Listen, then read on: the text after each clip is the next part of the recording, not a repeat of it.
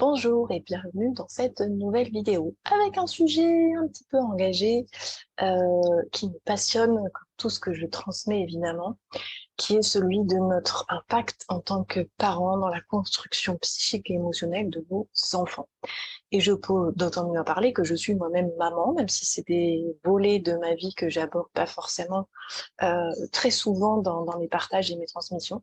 Mais là, j'avais envie parce que justement, je rentre de vacances familiales, donc on part comme ça, tous les quatre, et que du coup, c'est des espaces où, comme on voit du monde, parce que avec nos filles, du coup, on fait des visites, etc., on balade. C'est des périodes effectivement où on peut croiser pas mal de monde dans les lieux où on va, et je suis beaucoup en observation du comportement des autres. C'est une source d'apprentissage énorme pour moi. Pas du tout pour me moquer ou pour juger, mais vraiment parce que ça fait des miroirs et ça me donne des clés de conscience et de compréhension. Ça me permet aussi de voir où j'en suis moi-même dans ma conscience des choses. Et là, il y a pas mal d'événements qui se sont produits, que j'ai pu observer, que je trouve, illustrent vraiment, pas hyper concrètement, cet impact que nous avons en tant que parents, complètement inconsciemment, sur la construction psychique et émotionnelle de nos enfants, qui fait qu'après, je vous retrouve en cabinet, évidemment, en séance, et que nous faisons presque que ça, c'est-à-dire revisiter votre passé et tous les moments où, en fait, il s'est noué et des choses avec un enjeu émotionnel très fort dans notre vécu d'enfant et qui conditionne tout le reste de notre vie. Et donc, il y a plusieurs situations où je me suis dit: «Waouh, là, c'est des gens que dans 20 ans, peut-être, je vais retrouver en séance, quoi». Et je pense notamment, on était en train de faire un accrobranche tous ensemble et j'étais perchée dans les arbres, moi, à moitié tétanisée parce que là, j'étais dans le parcours rouge niveau 3, heu et que du coup, j'étais moyennement à l'aise quand même, et là, d'un coup, j'entends un petit enfant qui pleure en bas et je regarde et je vois un petit enfant qui devait avoir même pas 4 ans, un petit bout de chou là, un petit bonhomme qui était en train de pleurer toutes les larmes de son corps, et je vois arriver son papa, un jeune homme qui, je pense, avait peut-être même pas 35 ans, et qui d'un coup se met à crier: «Arrête de pleurer, c'est pas bien de pleurer, ravale tes larmes, on ravale ses larmes, on laisse pas ses larmes quand on est un homme, on laisse pas ses larmes sortir, on ravale ses larmes, pleurer c'est de la faiblesse», et vraiment, et il parlait hyper fort, donc c'était, j'avais même pas besoin de tendre l'oreille, je pense que tout le parc entier l'a entendu. Et là, typiquement, ça fait partie de ces événements où je me dis: «Oh!», ce qui viennent me heurter comme ça et de me dire: «Waouh!», et je voyais ce petit bonhomme qui d'un coup s'est complètement replié sur lui-même, en fait, parce que il n'a pas pu être accueilli dans ce qu'il était en train de vivre, en fait, tout simplement. Il n'a pas eu l'espace de pouvoir vivre ce qui le traversait et d'avoir un adulte référent qui soit un contenant pour lui, rassurant et sécurisant, lui permettant de vivre ce qui était là. Et cet homme-là, je n'ai pas de colère contre cet homme-là, je n'ai pas alors des jugements, je peux en avoir évidemment, parce qu'on fait que ça, juger. C'est ce qui permet de comparer ce qui se passe dans nos mondes. Mais cet homme-là, en fait, et c'est sur ça que je veux attirer notre attention en tant que parents et en tant qu'individu, parce que bon, là, je parle de la relation spécifique parent-enfant, mais ça se transpose dans tous les domaines de notre vie. Cet homme-là, si l'espace d'un instant, on pouvait lui donner la conscience de l'impact que ça a sur son enfant, je suis à 100% certaine qu'il ne le ferait pas, en fait. Et c'est bien là qu'est le drame de tous nos conditionnements, et qui est ma bataille, je pense, jusqu'à mon dernier souffle de transmission de ces voies de transformation intérieure. C'est que si cet homme-là, ce papa, avait la conscience, pouvait voir consciemment l'effet que moi je voyais se produire sur ce petit bonhomme, qui du coup avait les larmes qui coulaient, qui, je l'ai vu faire, a retenu sa respiration pour pouvoir satisfaire papa, parce que si papa me dit ça, comme c'est mon adulte référent, c'est mon maître, c'est mon modèle, en fait, quand je suis enfant, mes parents, ceux qui sont ces adultes qui m'élèvent, je m'adapte à ce qu'ils me renvoient, en fait, comme étant correct ou pas correct. Et c'est là que, du coup, je me fais vivre des fermetures intérieures, où je bloque complètement des espaces de moi, où je crée des grandes souffrances, du coup, où je ne peux pas être qui je suis, parce que je crois que je ne peux pas être qui je suis, en fonction de ce que me renvoie l'adulte, en fait. Et donc, si le papa pouvait avoir cette lucidité, cette clarté, de voir et de mesurer intérieurement ce que c'est en train de fermer dans la construction de cet enfant, je suis sûre qu'il ne le ferait pas. Et c'est là qu'on voit bien toute la chaîne du transgénérationnel, ce qu'on appelle, c'est que ce papa, si j'avais pu ouvrir une discussion avec cet homme-là et lui demander avec beaucoup de curiosité et d'ouverture, ce que je n'ai pas pu faire, parce que je vous rappelle, j'étais accrochée tout en haut de mon arbre, puis il avait rien demandé, le mec. Mais ça peut, je pense qu'un jour ça m'arrivera, je pense, d'oser peut-être comme ça, avoir cette ouverture, cette curiosité et de passer le pas, de rencontrer l'autre là-dedans, d'aller le rejoindre finalement. Mais je me demande ce qui se passait dans son papa, et je suis quasiment certaine que lui-même, c'est le fruit d'un conditionnement en fait. Et que du coup, il n'a pas du tout conscience de ces impacts dont je parle, parce qu'en fait, pour lui, ça fait partie de ce qu'il a imprégné, hein, de ce qu'on lui a tamponné, marqué au fer rouge, probablement dans sa propre éducation, dans sa propre enfance. Donc, il a tellement appris à s'asseoir sur ça parce que on lui a donné, on lui a inculqué une définition de ce que c'était qu'un homme viril, qui ne laisse pas ses larmes couler, sinon ça veut dire qu'il est faible, parce que ce sont exactement les mots qu'il a formulés. Ben, il a pris ça pour vrai. C'est pour ça que je parle beaucoup, beaucoup, beaucoup de notre responsabilité quand on devient adulte, au moment où on passe à l'âge adulte. Et finalement, moi, j'adore accueillir de plus en plus de jeunes qui ont à peu près la vingtaine, parce que c'est un moment idéal pour faire ce tri-là. C'est-à-dire à quel moment je prends un petit peu de recul pour mettre de la clarté et de la conscience sur ce que j'ai reçu comme croyance de mes parents, de mon environnement, de la société, de ma culture. À quel moment je questionne qu'est-ce qui me paraît ajusté, qu'est-ce qui l'est moins. Parce que tant que je ne fais pas ce job-là, eh ben, je ne fais que reproduire en pilotage automatique. Qui dit pilotage automatique dit des mécanismes totalement inconscients. Je reproduis des chaînes transgénérationnelles de tas de choses conditionnées qui peuvent effectivement créer des drames dans l'enfant qui est en train de se construire et perpétuer du coup cette chaîne-là.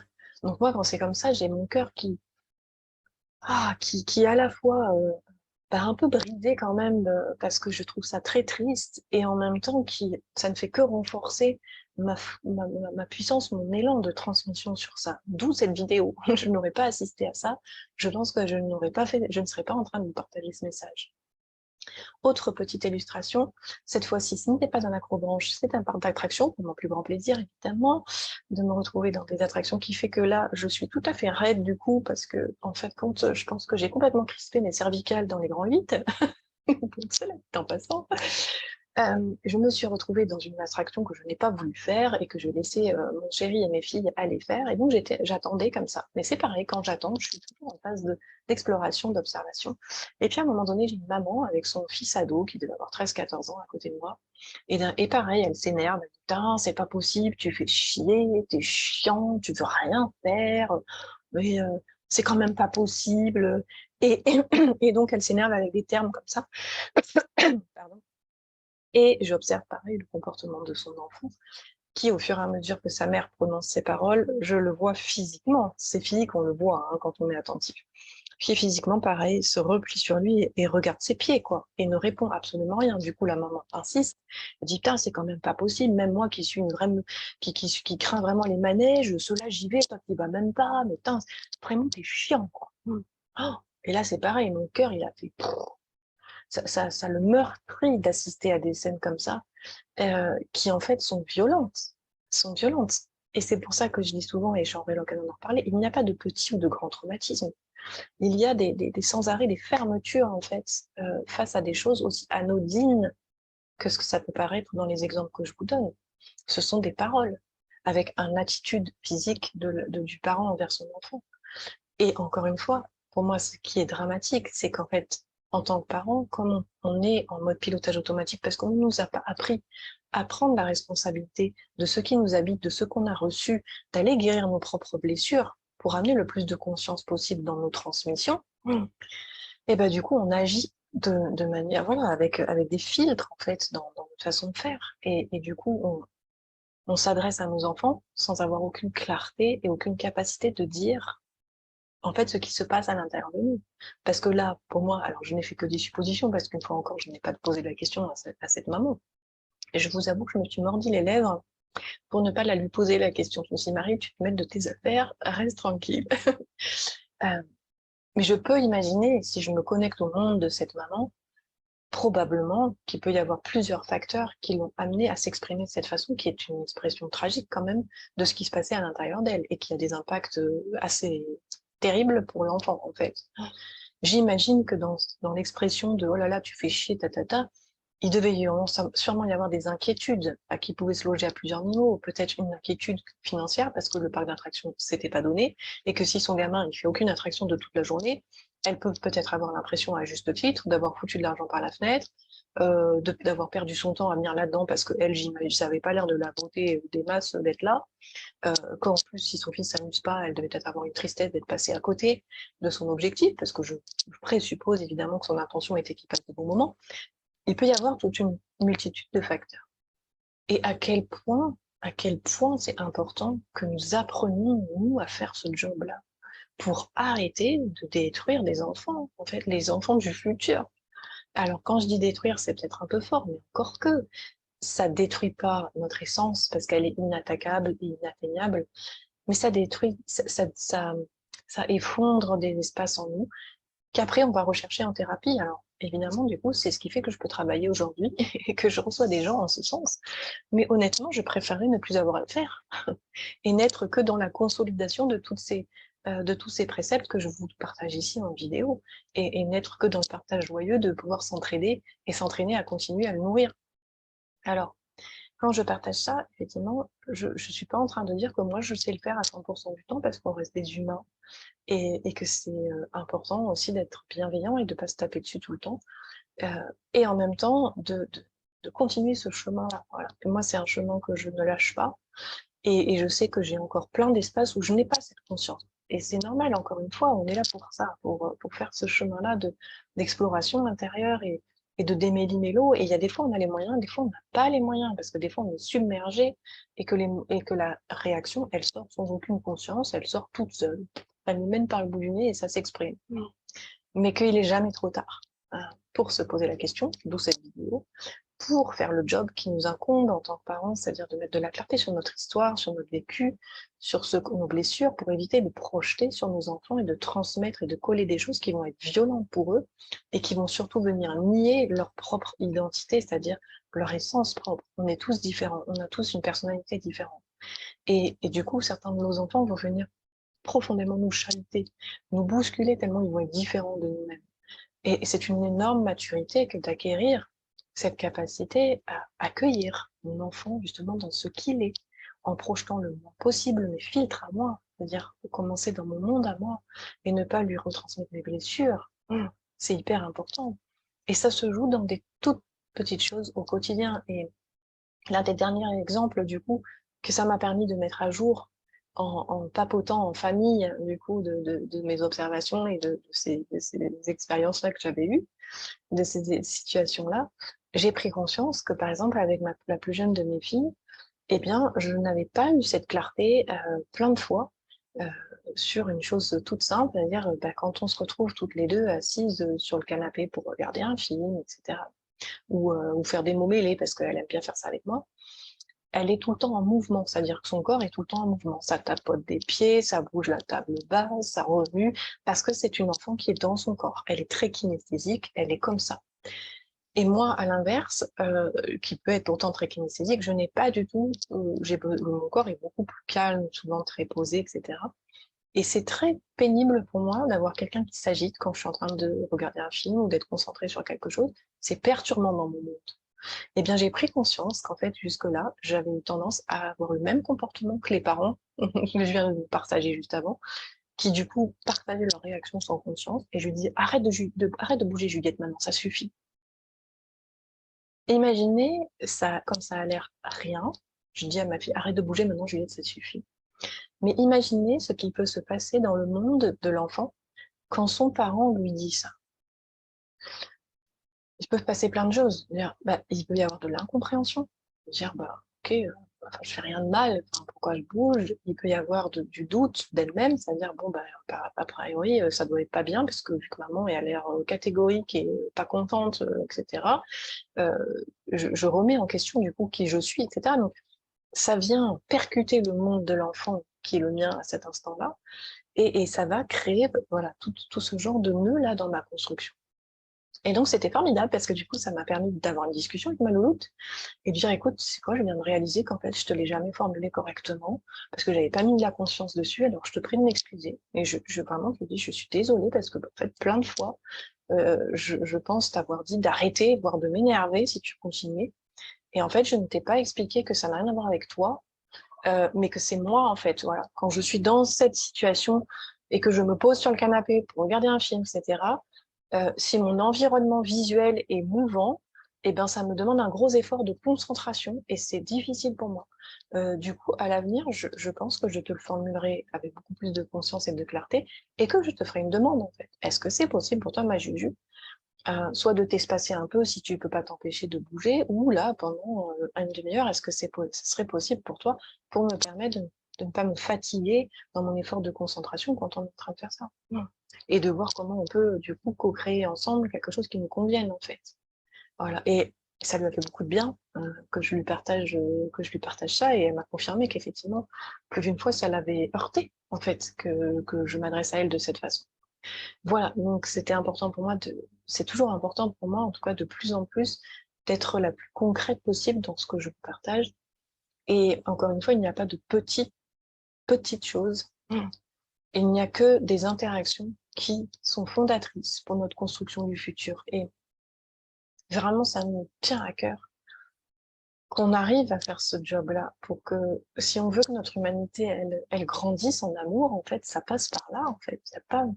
Il n'y a pas mille et une voies que celle d'apprendre comment je fonctionne à l'intérieur, qu'est-ce qui me met en réaction, et d'acquérir les outils de cette clarté, de ce discernement, de comment j'apprivoise et comment je, je suis en relation avec tout mon monde intérieur qui détermine ma relation avec l'extérieur. Et donc, avec mes enfants, puisque si je décide d'en avoir, c'est une énorme responsabilité. Moi, je crois que année après année, je suis de plus en plus époustouflée par la responsabilité de l'impact qu'en tant que parent, on a sur notre enfant. C'est des années d'imprégnation, ils vivent sous notre univers pendant plus de 20 ans pour une bonne partie, puisque avec les études qui se rallongent, 6 enfants, etc., vous imaginez la masse d'événements qui se sont produits, qui ont pu venir heurter leur monde. C'est colossal en fait, c'est inimaginable, c'est presque insoutenable, moi, par moment, quand j'y pense. Quand je vois que ça se loge dans des choses qui ont l'air aussi anodines que les exemples que je viens de vous partager, et que je suis même pas là en train de vous parler d'un enfant qui est battu, violé, maltraité.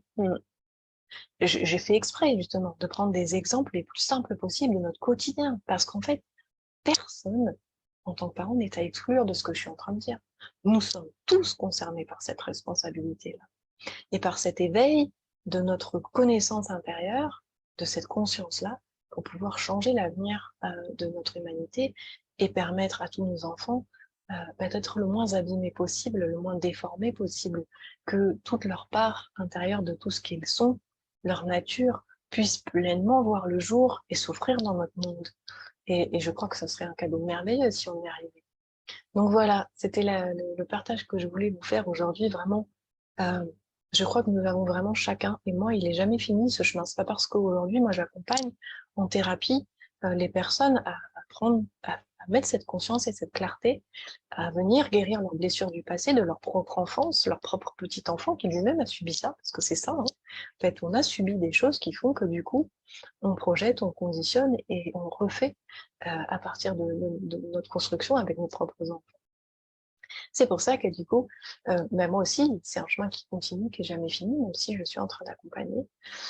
Et que je pense que c'est, même à titre personnel, c'est-à-dire avant même de penser à nos enfants, à titre personnel, c'est une transformation de notre monde qui est juste extraordinaire en fait. Enfin, c'est une façon de vivre derrière qui est tellement riche. Ça ne veut pas dire que, comme je le dis souvent, ça enlève les épreuves de la vie, pas du tout. C'est juste que c'est tellement bon d'avoir de la clarté et d'être en paix en fait avec ce que je vibre, ce que je vis et dans ce que j'exprime en fait du coup avec l'autre, et comment ça transforme ma relation avec moi, c'est-à-dire qu'il y a nettement plus d'amour et du coup il y en a beaucoup plus avec l'extérieur. Même si ça va rester confrontant, ça sera pas facile tous les jours, qu'il y a des jours où on n'aura pas les moyens, comme je vous le dis, il y a des jours où j'ai pas les moyens, je m'énerve, Et c'est un art subtil parce que ça se loge des fois dans des choses tellement subtiles. Je vais peut-être terminer en vous donnant un autre exemple, une dernière illustration, qui là, ça se passe avec ma fille aînée. Ma fille aînée a souvent peur de décevoir, de nous décevoir, son père et moi. Donc c'est quelque chose qui est récurrent dans sa construction, où elle fait son cheminement, elle va avoir 15 ans et elle chemine avec ça, elle en a conscience, etc. Parce que du coup, j'essaye de transmettre à mes enfants, avant de m'occuper des autres, j'essaye de transmettre ce que je peux à l'intérieur de mon cocon. Et donc c'est des choses dont on parle régulièrement, où je les amène elles-mêmes à réfléchir, en fait, à explorer à l'intérieur comment ça se passe. Et pendant les vacances, justement, on a essayé de faire coïncider, enfin, se rencontrer les différents besoins des uns et des autres dans l'organisation de nos journées. Et puis, il y a un moment donné où on s'est dit, bah tiens, les filles, demain, cette fois-ci, on ira marcher tous les quatre, ça vous dit, parce que du coup, ben, Elina, toi, t'es pas encore venue te dépenser un peu physiquement, etc. Est-ce que vous êtes OK avec ça, tout ça? Tout le monde était d'accord. Donc, on se couche, on s'endort avec ça. Le lendemain matin, ma fille aînée a très mal dormi et donc elle se lève, je vois bien qu'elle n'est pas bien. Donc, au petit déjeuner, je lui pose la question. Je lui pose la question. Je lui dis, Elina, est-ce que tu, tu es sûre que tu veux venir? Parce que sinon, tu restes ici, en fait. Et nous, on y va sans toi. Elle répond pas vraiment. Donc, mon compagnon, au bout d'un moment, il me dit, je pense que tu devrais retourner lui poser la question parce qu'en fait, elle t'a pas vraiment répondu. Donc là, je retourne dans la chambre, là où elle se préparait, et je lui repose la question. Je lui dis, et je me semble que c'est pas clair, je suis pas convaincue, en fait, par ta réaction. Est-ce que tu souhaites venir ou pas? Et là, en fait, elle me regarde, et je vous assure, si je pouvais vous le refaire, elle me regarde, elle va avoir 15 ans. Elle me regarde comme une petite fille. J'avais l'impression d'avoir une petite fille de 4 ans qui me regarde avec ses grands yeux, et si je devais le mimer, ça ferait comme ça. Bah, j'ai vraiment pas bien dormi, maman. Oui, je crois que je préférerais rester et me recoucher. Et, et après, j'ai eu une grande discussion avec elle. Je lui dis, bah, ok, en fait, bah, tu restes, tu restes, tu te sors, il n'y a pas de souci. Je veux dire, on te pose la question, quoi. Je lui dis, qu'est-ce qu'on peut faire de plus? Et ce qui est incroyable, c'est qu'en fait, je me suis rendu compte que c'est dans mon non-verbal. Donc, dans la communication, vous savez qu'il y a plusieurs éléments, dont ce qu'on appelle notre communication non-verbale, c'est-à-dire tout ce qu'on émane en termes d'attitude corporelle et en termes d'intonation de voix, en termes de ce qu'on passe dans le regard et dans notre énergie. Et en fait, elle percevait, parce qu'elle est hyper sensible, ce Malouloute, elle pensait avoir perçu dans mon attitude non-verbale un agacement. Et du coup, elle n'osait pas, en fait, me formuler que réellement elle avait besoin de rester se coucher. Donc ça peut aller jusque dans des espaces qui sont aussi subtils que ça. Et je me suis rendu compte qu'elle avait raison, qu'effectivement, il y a une part de moi qui dans mon verbal disait quelque chose, et dans mon non-verbal, c'est-à-dire dans mon intérieur, j'étais en train de penser des choses qui m'agaçaient. Et du coup, on a eu une super discussion quand on est revenu de cette balade et qu'elle était restée, et on en a reparlé. Et j'ai dit, mais en fait, j'ai dit, j'étais pas agacée parce que tu viens pas, j'avais de la déception. Et du coup, je te le dis, parce que ça me faisait plaisir qu'on partage ce moment-là, et que du coup, j'étais déçue sur le moment, bah, que finalement, ça n'ait pas lieu de cette façon. Et là où est mon agacement, c'est que je te pose la question et que je suis obligée d'y revenir 2 fois, donc ça me demande un effort. Et qu'en fait, dans mes rêves les plus fous, j'aimerais que tu te sentes libre et que tu n'aies pas peur de me dire directement ta justesse et ta vérité du moment à toi. Je dis, moi, je ne suis pas dans ton corps. C'est à toi d'être clair avec ce que tu ressens dans ton corps et de me le partager. Et nous, on s'adapte à ça. Bref, moi, je vais pas m'étaler pendant 15 ans sur l'histoire. Mais c'est ça. Et donc, on a pu avoir un échange super du coup derrière. Et elle, ça lui donne des clés aussi pour ne pas rester bloqué sur oh là là, j'agace maman, je déçois maman, j'ai peur qu'elle m'aime plus. Parce que de toute façon, derrière, il y a toujours une question d'amour. Donc voilà. Voilà ce que je voulais vous partager, à quel point nous, les adultes, nous avons un sacré travail à faire. D'exploration de nos personnages intérieurs, de nos blessures intérieures, de notre histoire, un tri colossal à faire sur tout ça. Et du coup, bah, vous verrez que c'est effectivement en ce sens que j'œuvre dans toutes mes propositions. Donc en individuel, on ne fait que ça, avec toutes les personnes qui viennent à moi, euh, mettre de la clarté, libérer, guérir, restaurer l'amour qui en a manqué, mettre de la conscience sur ce qu'on nos héritages familiaux et pouvoir du coup construire sa vie différemment, de manière paisible, plus harmonieuse aussi, et avec juste plus de conscience. Donc, il y a les accompagnements individuels, du coup, mais dans les stages, c'est pareil, mais ça sera pas avant 2023, les prochains stages. Mais c'est la même chose. J'ai 3 étapes de stage qui suivent exactement cette idée de transmission dans tout ce que je vous dis là. C'est-à-dire, c'est un stage sur l'enfant intérieur, le premier, où on va guérir les plus grosses blessures de l'enfance. Ensuite, c'est découvrir qui je suis, c'est faire ce tri. Je repense à ce papa qui colporte de manière complètement inconsciente un conditionnement qu'il a reçu. Bah, ce deuxième stage, c'est ça, je viens faire le tri dans mes héritages familiaux, dans tout ce que j'ai pris pour vrai, que j'ai reçu, et où je me suis jamais posé la question de savoir, ok, est-ce que c'est correct pour moi ou pas? Est-ce que c'est fait partie de ce que j'ai envie de transmettre? Est-ce que c'est ajusté? Qu'est-ce que j'en fais? Est-ce que je garde? Est-ce que je passe à autre chose? Est-ce que je construis mon propre modèle du monde? C'est ça, je crée mon propre modèle du monde. Et le dernier, c'est vraiment devenir mon meilleur allié. Je crée ce partenariat avec moi, en fait. Donc voilà. Voilà ce que je voulais vous dire. Je pense que j'ai été un peu longue aujourd'hui dans cette vidéo. Mais si seulement ça me tient tellement à cœur. Si seulement, j'espère, mettez-moi en commentaire, s'il vous plaît, si ça fait des tilts pour vous, si les petits exemples tout simples du quotidien que je vous cite vous permettent d'éclairer votre espace en tant que parent à vous aussi, et vous permettre peut-être d'être plus en attention, parce que c'est de l'amour finalement, avec vous-même d'abord, pour faire cette clarté sur, ok, quand j'ai cette réaction-là vis-à-vis de mon enfant, ça part de quel espace en moi? Ça part de quelle part de moi? Et quelle est l'intention, en fait? Et est-ce que c'est vraiment correct? Quel est l'impact que je vais avoir sur mon enfant à ce moment-là? Comment il va recevoir et vivre ce que je vais faire, ce que je vais dire, etc. Ce que je vais décider. Et voilà. Et je crois que, ben voilà, ça me ferait de la joie. Et puis partagez vraiment si vous pensez que cette vidéo peut juste apporter des clés simples, juste des clés de conscience, des déclics. Voilà, et si vous avez envie d'aller plus loin, ben, ma porte est grande ouverte évidemment dans les séances pour faire ce cheminement-là et dans les stages en 2023. Voilà, je vous souhaite une belle suite de journée, quelle que soit l'heure, ou de nuit, selon l'heure à laquelle vous visionnerez cette vidéo, et à très bientôt pour un prochain thème.